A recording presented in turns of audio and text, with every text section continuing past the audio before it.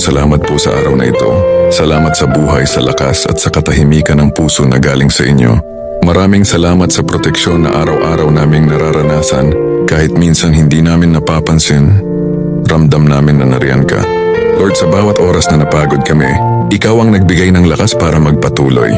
Sa bawat panganib na hindi namin namalayan, Ikaw ang naging bakod at tagapagtanggol namin. Salamat dahil hindi mo kami pinapabayaan. Salamat sa mga sandaling pinatigil mo kami para maalalang hindi namin kailangan mag-isa.